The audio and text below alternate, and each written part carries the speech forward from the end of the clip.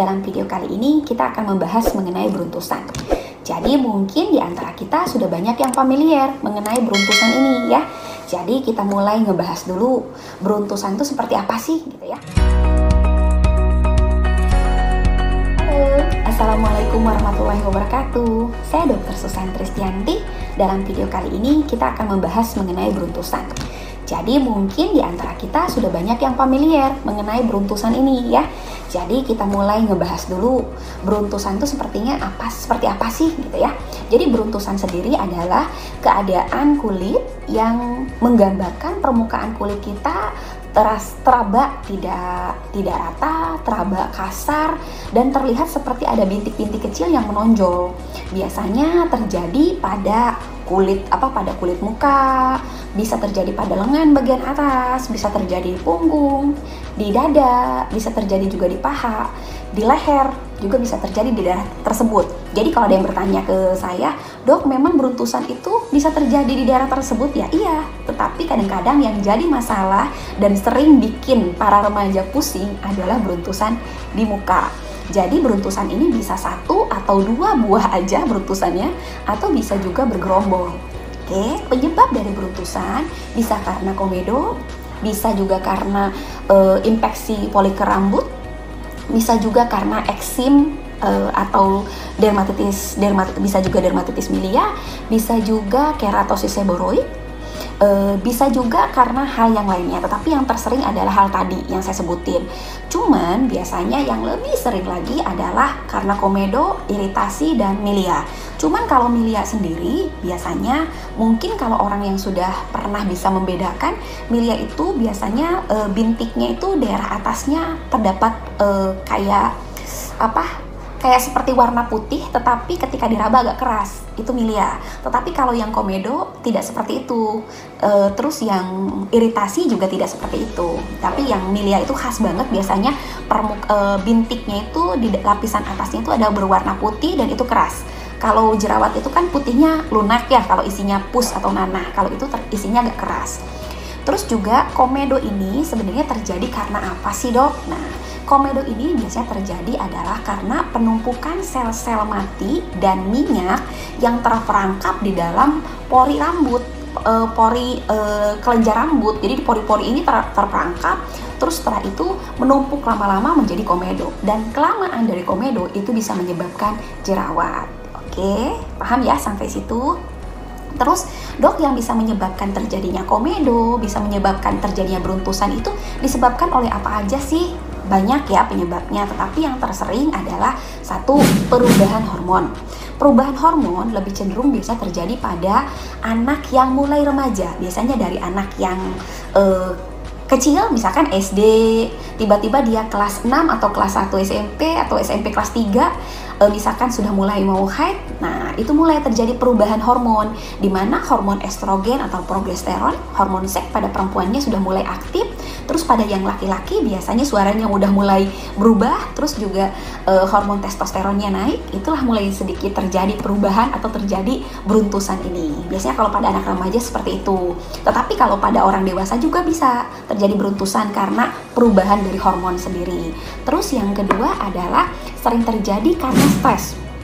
Stres itu kemana-mana. Jadi kalau bisa ya stres ini agak diusahakan kitanya berdamai dengan stres ya, karena stres ini sering nyebabin beruntusan juga.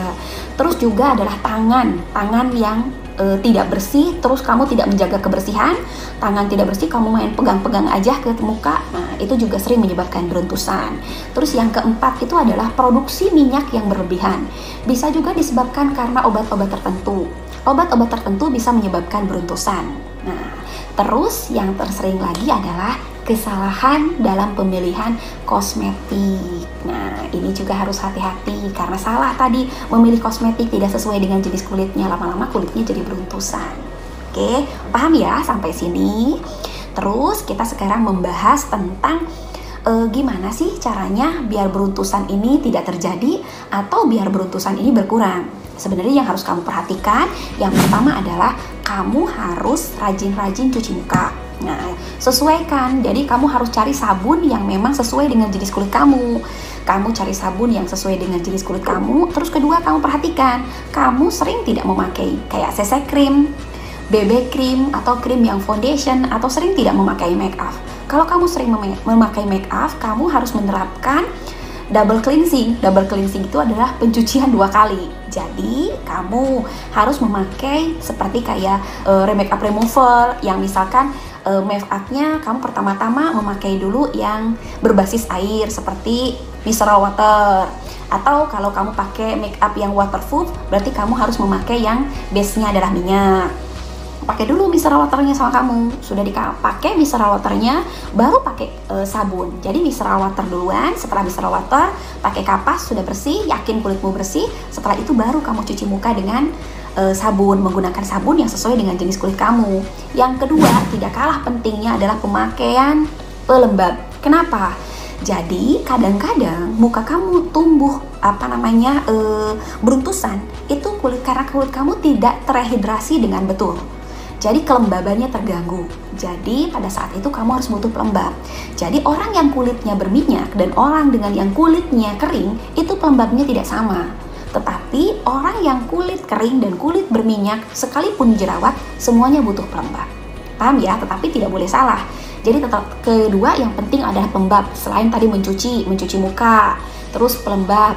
Ketiga adalah pemakaian sun cream atau sunblock. Jadi kamu untuk tidak memperparah keadaan, kamu harus memakai sunblock. Kalau tergantung SPF-nya. Di video sebelumnya saya sudah bahas SPF 30 gimana cara pakainya, SPF 40 gimana cara pakainya, SPF 20 gimana cara pakainya atau cara ngitungnya. Saya sudah jelasin. Yang penting kamu juga harus pakai sunblock setiap mau keluar, setengah jam sebelum keluar kamu pakai dulu sunblocknya. Sesuaikan dulu juga dengan jenis kulit kamu, sunblock yang kamu pakai itu. Terus selain sunblock, terus juga kamu harus memperhatikan juga eksfolian atau yang untuk menghilangkan sel-sel kulit mati di kulit kamu. Jadi kamu harus memilih dalam waktu misalkan seminggu sekali atau sebulan sekali menggunakan eksfolian. Itu boleh, tetapi lihat dulu sesuai tidak dengan kondisi kulit kamu. Tetapi kalau kamu belum mengenal kulit kamu sendiri, jenis kulit kamu seperti apa, ya jangan coba-coba. Lebih baik kamu ke dokter aja. Lebih enak kamunya konsul dulu, harus pakai eksfolian seperti apa, harus dibersihin mukanya seperti apa yang aman. Karena biasanya ketika kamu konsul ke dokter, dokter itu biasanya untuk kulit yang beruntusan akan menyarankan yang pertama adalah ekstraksi komedo. Kalau itu disebabkan oleh komedo, jadi komedonya dikeluarkan menggunakan alat yang memang steril. Jadi ingat, tidak boleh kamu ngeluarin komedo itu asal-asalan. Karena ketika kamu mengeluarkan komedo dengan alat yang tidak steril, yang ada kamu jadi tumbuh jerawat atau bekasnya jadi hitam. Terus yang kedua adalah biasanya bisa chemical filling, di filling pakai obat tertentu, terus juga bisa pakai microdermabrasi. Oke. Mungkin sudah jelas ya mengenai beruntusan. Di sini saya jelaskan. Kalau memang rasa kamu apa yang saya jelaskan ini kurang jelas, kamu boleh bertanya di komen kamu, apa yang kamu mau tanyakan, saya insya Allah menjawab. Terus juga kalau menurut kamu apa yang saya sampaikan ini penting, tolong kamu share ke teman-teman kamu. Terus juga jangan lupa like, subscribe, dan loncengnya ditekan. Terima kasih. Assalamualaikum warahmatullahi wabarakatuh.